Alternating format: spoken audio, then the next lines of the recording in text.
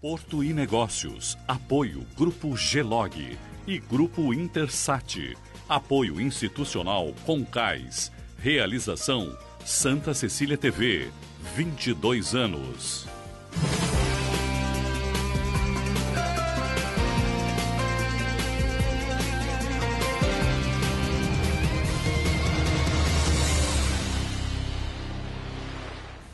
A ponte que ligará Santos e Guarujá será construída pela Ecovias, empresa que administra o sistema Anchieta Imigrantes, e custará 2,9 bilhões de reais. Para construir a ponte, a empresa ganhará um tempo maior de exploração das estradas. A estimativa é de que as obras que estão à espera de licenças ambientais comecem ainda este ano. É uma estrutura de 7,5 km, interligando a via Anchieta, no quilômetro 64, até a rodovia Cônego Domênico Rangoni, no quilômetro 250, para facilitar a integração entre as cidades, proporcionar fácil e rápida movimentação logística no porto e ser uma opção de mobilidade urbana, somada ao sistema de balsas. A Ecovias agora espera a liberação das licenças, assim como a definição do maior prazo de exploração do sistema Anchieta Imigrantes para começar a obra. Como você pode perceber, o tema dessa semana é o Porto e a Ponte. Está no ar, Porto e Negócios, nosso espaço semanal para que possamos debater assuntos importantes em relação aos portos internacionais, portos do Brasil e principalmente em relação ao Porto de Santos. Essa semana, recebo aqui nos estúdios da Santa Cecília TV o meu amigo consultor portuário, Eduardo Lustosa. Eduardo, obrigado pela tua presença, um prazer enorme te ter aqui, que te qualifica, e a gente bem sabe disso, para debater esse tema tão importante para a nossa comunidade portuária, que é a ligação seca entre Santos e Guarujá. Eu agradeço o convite, né? É um tema bastante oportuno, né? Ele é recorrente, né? Nós trabalhamos ele no passado. E o que me qualifica, eu costumo sintetizar a minha carreira como um único emprego. Trabalhar no porto, retroporto, na logística retroportuária, portuária. E a vida inteira, praticamente, eu tive em torno da logística, né, como professor de logística da FEMAR, da Fundação Estudo do Mar, do Instituto de Mar e Portos. Né? Então, a engenharia e consultoria de dentro do porão do navio até o retroporto. Então, a minha vida foi dedicada ao porto. Quando nós conversamos com a nossa produção, principalmente em relação a esse tema da ligação seca entre Santos e Guarujá, após o anúncio do governo do estado em relação à ligação, o nome que me veio à cabeça foi do Eduardo, até porque o Eduardo já esteve inúmeras vezes aqui no nosso programa, o Porto e Negócios. E aí, Eduardo, a pergunta também que eu gostaria de iniciar esse debate com você é se a comunidade portuária, ela foi ouvida em relação a esse projeto da ponte, da ligação seca entre Santos e Guarujá? Eu falei com alguns setores, exemplo, o próprio Sindamar, né, que tem a preocupação tanto com o calado... O Sindicato das Agências Marítimas. E o calado aéreo, né, o calado de navegação e o calado aéreo, e eles falaram que não tinham sido consultados. Na última reunião do CAP, ficou claro que essa circunstância de renovação de um contrato de concessão, ela não exige audiência pública, não exige essa discussão. Aí nós estamos falando da Ecovias, a renovação do contrato dele. Com o projeto. Na verdade, o aditamento do prazo, em função dessa ligação seca que vai ser construída pela Ecovias. Por que eu te faço esse questionamento, Eduardo? Nós sempre nos utilizamos da marca do maior porto da América do Sul, né? E toda vez quando a gente tem a iniciativa pública falando da nossa região, da região metropolitana aqui da Baixada Santista, evidentemente que o Porto de Santos ele sempre é mencionado. Uma obra desse impacto, no teu entendimento, não deveria ter a consulta do segmento portuário e principalmente das entidades de classe que regem o segmento portuário na nossa atividade aqui na Baixada Santista? Legalmente não. Legalmente, para a renovação de contrato, ela não exige essa retomada, né, de discussão. Mas de uma maneira até delicada, né, por gentileza, está sendo levado ao CAP, está sendo ouvido os operadores portuários. Estão abrindo, mas não é necessário. Será que não é delicadeza? Será que não é prudência? Uma vez que a gente fala da maior atividade que a gente tem dentro da nossa região, o segmento portuário não deveria ser um player para debater esse ponto tão importante, que é um sonho desejado da sociedade, indiscutivelmente, mas a gente tem uma atividade na nossa região que é a locomotiva, efetivamente, de toda a economia que nós temos, Eduardo. Então, não seria prudente consultar o segmento portuário?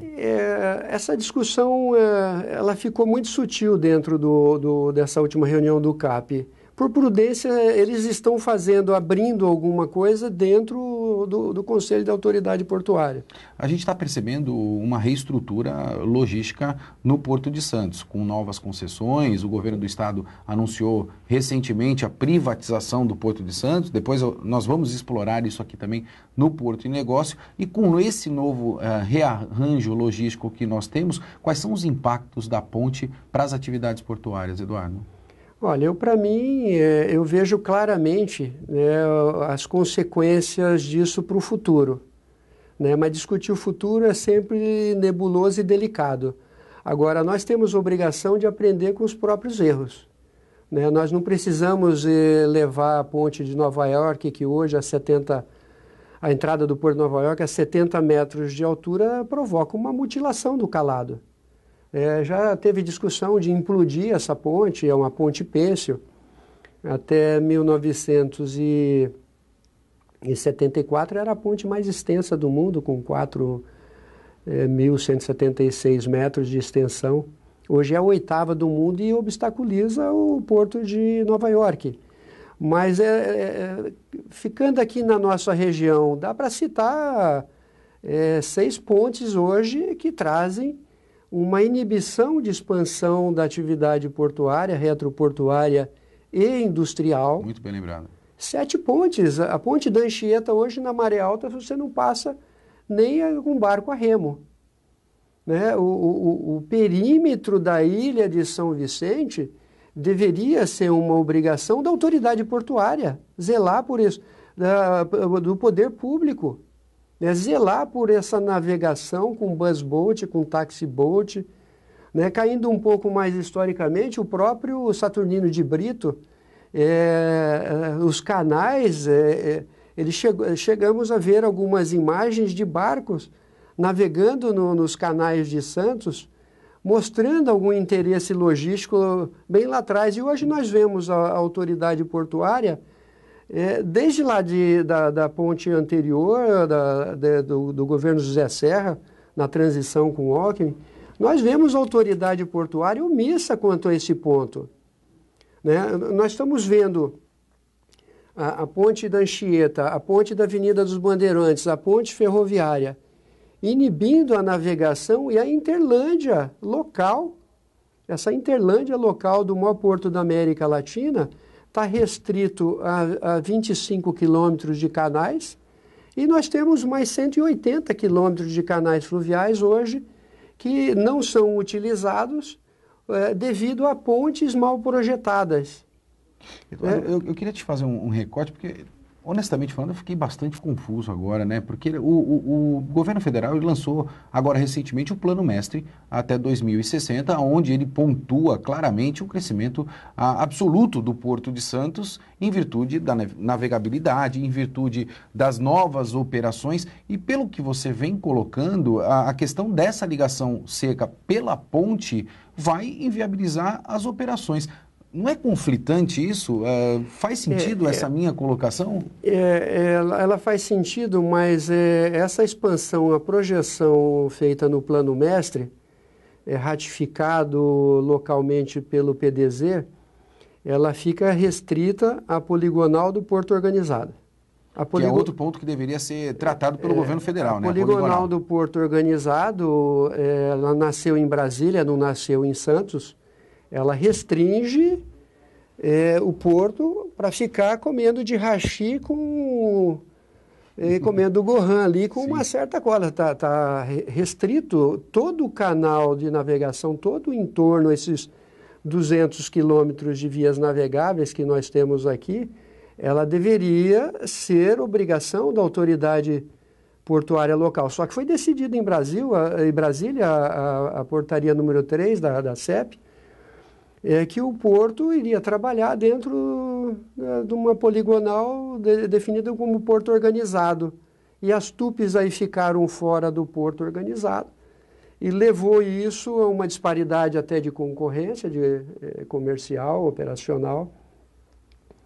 E nós estamos desprezando todo um potencial logístico no retroporto porque está obstaculizado por pontes. Sim. Ponte da Anchieta, ponte da Bandeirantes, a ponte da Imigrantes, a ponte dos Barreiros, a do Rio Cubatão, a do Rio Mogi. Quando a gente fala em futuro, você colocou isso, eu trouxe evidentemente o plano mestre, que é o planejamento para os portos do Brasil. A ligação seca não tem que estar inserida diretamente dentro desse planejamento, aí eu falo em relação à questão estratégica absoluta também, e uma vez que o governo do estado anuncia a privatização do Porto de Santos, isso não gera uma confusão muito grande no plano mestre divulgado recentemente? Eu faço esse questionamento, Eduardo, para me utilizar do teu conhecimento, porque é muito confuso para o nosso telespectador fazer estas avaliações. Ou seja, você divulga um plano mestre onde você coloca ali um crescimento absoluto do Porto de Santos, a gente tem alguns impactos significativos nesse sentido, e por outro lado, após a divulgação de um plano mestre, a gente tem o governador do estado dizendo que vai privatizar o Porto de Santos. Faz sentido essa minha análise? Faz sentido, sim, mas como eu disse, ele ficou muito limitado. A comunidade técnica, quando você conversa dentro da própria Codesp, dentro dos players do Porto, não se entende por que essa restrição da poligonal. É como você construir diante da estrada. Qual é a placa que se tem? Consulte a autoridade, que é a concessionária rodoviária, consulte o DERSA, consulte o DR. Aqui, em qualquer margem ocupada, consulte a autoridade portuária. Tudo deveria pertencer à poligonal do Porto organizado. Só que foi decidido pela Agência Nacional, foi decidido por Brasília, que a poligonal é aquilo que está ali hoje em volta. E o plano mestre desenhou qual seria a capacidade de expansão dentro dessa poligonal, dentro desse ovo. Não fez dentro da região metropolitana, sim, da Baixada Santista. O que reafirma o que eu havia pontuado inicialmente, Eduardo. O Porto ele deve ser consultado para esta ligação seca entre Santos e Guarujá. Eu vejo desde lá de trás uma omissão da autoridade portuária, dos próprios técnicos responsáveis por isso, em permitir que o maior porto da América Latina receba uma mutilação no seu calado aéreo. A autoridade portuária deveria se manifestar dessa maneira, que eu faria isso. Talvez até em nota técnica em nota técnica e nota política. Quem entende do porto é a autoridade portuária ela é técnica. É inadmissível que o nosso portal de saída para o comércio internacional, para os 4 continentes, receba um obstáculo no meio do canal do Porto. Você não fala nem limitação, você fala em mutilação. Mutilação, é uma mutilação. E essa mutilação, quem desenhou a ponte da Anchieta e a ponte da Imigrantes, ou a dos Barreiros, ele não enxergava que no futuro teria necessidade de mais áreas. Ele não enxergou que nós precisaríamos de mais calado, ele não enxergou que nós precisaríamos de mais calado aéreo. E, pelo que eu percebo, é uma consequência de erros ao longo do tempo. Como, honestamente falando, não enxergaram para colocar os terminais de commodities no final do Porto de Santos, ali na ponta da praia. Sim. A gente vai precisar chamar o nosso intervalo. Como você percebe aqui, o assunto está de altíssimo nível. O Eduardo Lustosa vai trazer para nós, no próximo bloco, a solução. Nós debatemos aqui muito o problema e eu quero questionar o Eduardo em relação à solução. Como você bem sabe, nessa temporada de 2019 você tem a oportunidade de acessar o nosso site, enviar o teu vídeo para o nosso quadro Destaque Portuário. Porto Negócios vai para um breve intervalo, a gente volta já já.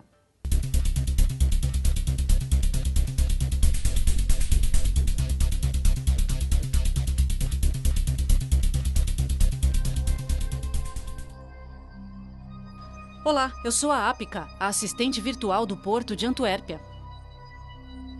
Permitam-me guiá-los ao Porto do Futuro. Aqui estamos em um dos primeiros cais, onde podemos ver a história de Antuérpia se desenrolar. Uma história de coragem de batalhadores, uma história de negócios e de ambição. Embarcando em uma jornada aos cantos mais remotos do planeta. Há algumas gerações atrás, os primeiros navios revelaram mundos empolgantes e novas oportunidades.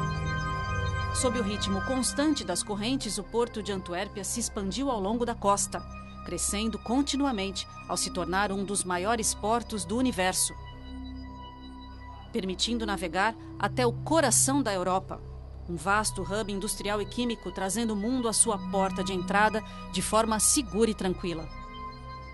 Agora entramos em tempos extraordinários, com infinitas possibilidades, para tornar o mundo um lugar conectado, um lugar onde a tecnologia encontra as pessoas, onde a logística encontra a sustentabilidade e onde a inovação encontra a natureza.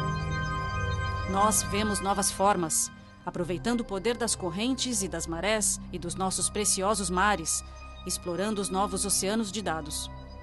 Embarcamos rumo ao amanhã, à frente da correnteza, de forma corajosa e ambiciosa como há séculos atrás. Ideias conectadas para criar uma rede. Um sistema nervoso digital comum que conecta máquinas, prédios, navios, o meio ambiente e as pessoas. Isso é o que unifica o porto. Nós nos adaptamos. Juntos desenvolvemos e transformamos o Porto de Antuérpia em um porto inteligente, eficiente e sustentável. Uma comunidade pronta para o próximo século de negócios. Bem-vindos ao Porto do Futuro. Bem-vindos ao Porto de Antuérpia. Porto de Antuérpia, conectado com o mundo.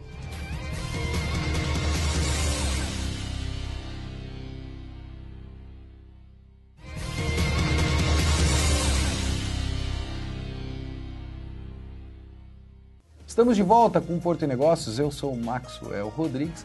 E não esqueça de acessar o nosso site e escolher um dos grupos de WhatsApp para que você possa participar juntamente com todos os nossos moderadores. Essa semana quero dar um destaque ao grupo de Comércio Exterior e Navegação.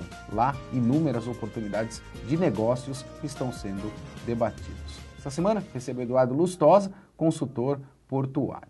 No último bloco, falei para o Lustosa que nós debatemos esta questão da ponte e colocamos ali tudo aquilo que impacta para o segmento portuário. E tenho que questioná-lo em relação à solução.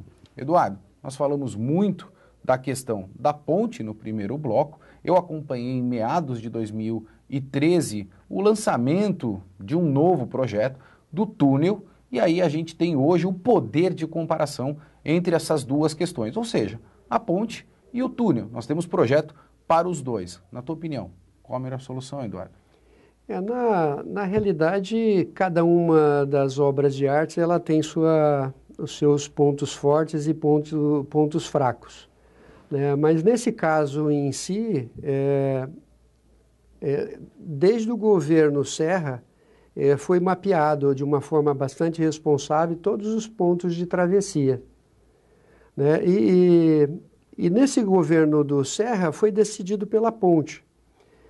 Quando entrou em discussão com a sociedade civil, com os players, foi dada uma outra abrangência e o próprio cone de aproximação do aeroporto, que é um sonho metropolitano, a ponte foi descaracterizada porque tinha um gabarito dentro dessa área de navegação aérea de 75 metros de altura.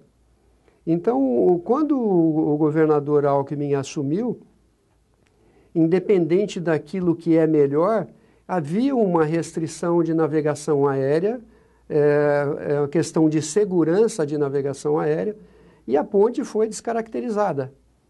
E independente dessa interferência na zona de navegação aérea... Eduardo, se você me permite, o telespectador em casa, eu tenho certeza que agora ele está fazendo esse questionamento. A gente acompanhou também, mais recentemente, o anúncio do aeroporto do Guarujá. E aí a gente não tem um conflito de todos esses pontos que você está colocando agora? Tem conflito. Tem conflito. Só que na reunião do CAP, também foi trazido que a aeronáutica, para esse momento, estaria concordando, né, com essa interferência aérea. E aí que a comunidade civil, técnica, o terceiro setor em si, ela não entende o porquê que esse assunto retomou, porque era um projeto maduro, era a melhor solução para o porto. Nós tínhamos uma distância praticamente de 1.700 metros de túnel. Eduardo, a gente percebe que esse projeto do túnel é um projeto que tem um impacto também de alguma maneira. Mas por tudo aquilo que você pontuou, eu percebo que se a gente voltar lá no primeiro bloco, falando de plano mestre, falando de futuro, os impactos da ponte, e agora você pontuando esta condição do impacto no aeroporto do Guarujá, no meu entendimento e após os teus esclarecimentos, eu quero crer que a melhor opção é o túnel.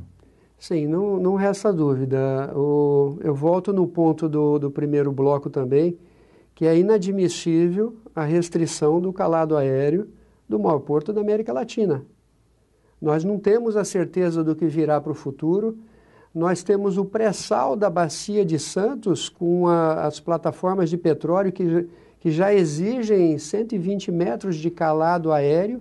120 metros, como é que uma ponte de 85 vai ficar obstaculizando o maior porto da América Latina? Não cabe Além o risco. dos obstáculos naturais que nós já temos, né, Eduardo? Sim, não cabe o risco. E o túnel ainda traz uma outra vantagem, que resolvia um outro obstáculo, que é a linha de transmissão da usina de Itatinga, que ela iria ser embutida junto com o túnel naquela posição, que sairia em Vicente de Carvalho, na faixa de domínio da linha de transmissão da usina de Itatinga. Então, o único obstáculo aéreo que nós temos que já ficou restritivo é a navegação dos grandes navios, essa linha do 366, o Triple I, que são uma geração que pode ir a 500 metros de comprimento, e mais o pré-sal. Então, até esse obstáculo estava sumindo junto com o túnel. Então, os impactos logísticos seriam maiores com a ponte ou com o túnel, Eduardo? Os impactos negativos são muito maiores com a ponte. Com a ponte. Com a ponte. E você pode enumerar alguns para que a gente possa esclarecer os nossos telespectadores? A passagem, a restrição aérea... Já é um deles? Já é um deles. Os pilares da ponte no meio do canal, independente do vão, ele é um obstáculo. E principalmente a localização da ponte em relação à localização do túnel, isso também poderia contribuir de alguma maneira? Sim. E a localização do túnel, onde foi projetada inicialmente, ela tem a vantagem de ligar a margem esquerda com margem direita. A maior demanda de terminais e empresas da margem esquerda e da margem direita. E ela está numa região central do canal do Porto. Né? Então, ali, e também não seria pedagiada, é outra vantagem. Essa é a pergunta que eu queria te fazer, a pergunta de $1 milhão, né, Eduardo, se você me ou permitir. mais, né? Qual seria o custo ou o preço do pedágio na ponte e qual seria o preço do pedágio no túnel? Para o túnel, nós teríamos já uma desoneração nós teríamos uma passagem livre entre margens não pedagiada. Não tem espaço para uma praça de pedágio nessa distância onde está projetado o túnel. E também se entende que é necessário essa desoneração das operações entre margens no maior porto da América Latina. Não cabe no maior porto da América Latina, o maior pedágio da América Latina. Até em prol dos custos que hoje nós já temos. Sabemos que os custos são elevadíssimos de operação no Porto Santos. A opinião técnica é que Hoje esse pedágio no Alto da Imigrantes ela é suficiente lá no Planalto para bancar os custos e mesmo lá em cima ela deve ser desonerada com o tempo, né? Não se justifica o maior porto da América Latina como o maior pedágio da América Latina. Uma vez até porque nós já temos um pedágio lá em São Paulo e teríamos mais um pedágio aqui. Na ponte, ela sim seria pedagiada, Eduardo? Na ponte, no que foi apresentado no projeto, haveria uma modificação da praça de pedágio atual hoje para um ponto mais adiante para que esse acesso do Guarujá retornando para Santos via ponte, ele seja pedagiado. Eu posso entender que o projeto da ponte seria pago pela sociedade, então, enquanto uma vez o projeto do túnel poderia ser tratado pela iniciativa privada? Na minha visão financeira, a Ecovias ela financia o projeto, mas o povo, a população, o usuário ressarce completamente, ou seja, ela só financia. Quem paga é a população, o usuário. É uma preocupação esse projeto da ponte, dessa ligação seca através da ponte para o segmento portuário? Eu não tenho dúvida que ela no futuro ela vai obstaculizar alguns projetos para o Porto de Santos. Até porque nós temos a Uzi Minas lá no final do canal, onde as empresas offshore que pensam em tratar da manutenção de plataformas não teria outro local a não ser na região de Cubatão. Inviabilizaria o desenvolvimento, seja o que for, o local onde hoje a Ecovia faz a proposta, ele é interessante, né? Ele é muito interessante, ele seria a segunda ligação seca, mas é como o túnel, não como ponte. Eu posso acreditar que os próximos passos seriam criar uma audiência pública trazendo a autoridade portuária para que a gente possa debater esse tema?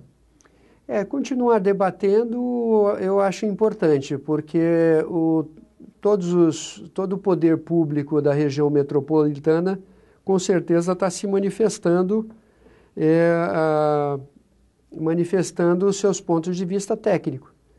Agora, o que se vê claramente é que a autoridade portuária não tem na sua missão essa proibição da interrupção do calado aéreo. Quero, antes de mais nada, agradecer muito a presença do Eduardo Lustosa aqui e, como você pode perceber, esse é um tema extremamente importante e que nós aqui do Porto e Negócios vamos debater muito para que possa levar informação de qualidade, principalmente para você, nosso telespectador. Edu, obrigado pela tua presença aqui. Espero que você possa estar novamente no sofá do Porto e Negócios para que a gente possa debater mais em relação à ponte e o túnel. Eu que agradeço o convite, né? É importante essa mobilização da comunidade técnica em trazer essa contribuição para o maior porto da América Latina.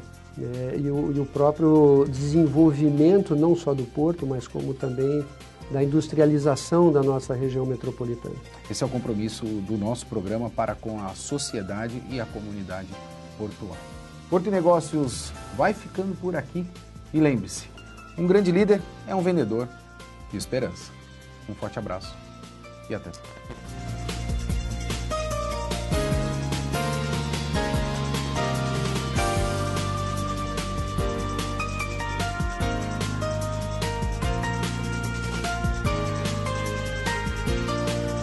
Porto e Negócios, apoio Grupo Gelog e Grupo Intersat, apoio institucional Concais, realização Santa Cecília TV, 22 anos.